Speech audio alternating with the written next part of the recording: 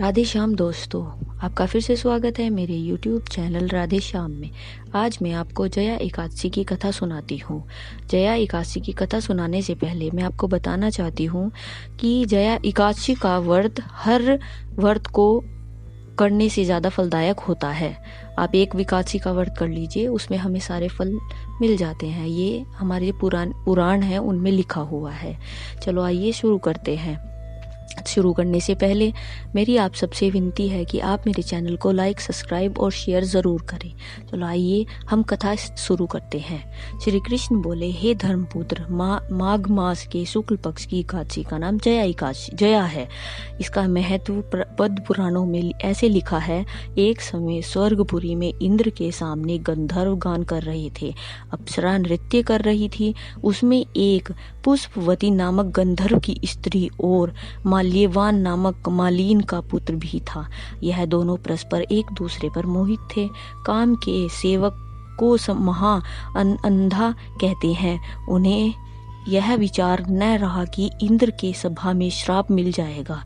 परस्पर दोनों की दृष्टि लड़ने लगी।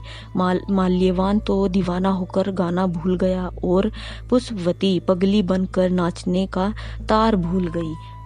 देवराज के देखकर क्रोध किया और कहा, तुम दोनों पिशाच योनि को प्राप्त करो।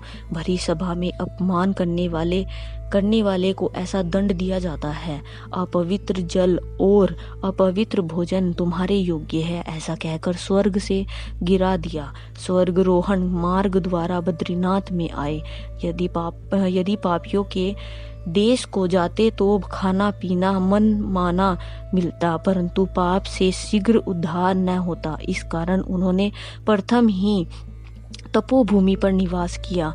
कष्ट पाकर जीवन से उदास हो गए। एक दिन भूख हड़ताल कर दी। रात्रि को बद्रीनाथ के गुणगान में व्यतीत किया। प्रातःकाल हुआ तो उनकी पिशाच योनि छूट गई। स्वर्ग से विमान आए और उन्हें ऊपर चढ़ाकर कहा, कल जया एकादशी का दिन था। आपने भूल कर भूख हड़ताल कर दी और रात्रि जागरण कर प्रभु का गुणगान किया। इसके प्रभाव से हम आपको स्वर्ग में लेने के लिए आए हैं। चलो आप हमारे साथ चलिए। इस तरह उनकी जो पिशाच योनि थी वो छूट गई। जया एकादशी का महत्व यही है और हम पाप योनि से मुक्त हो जाते हैं। धन्यवाद।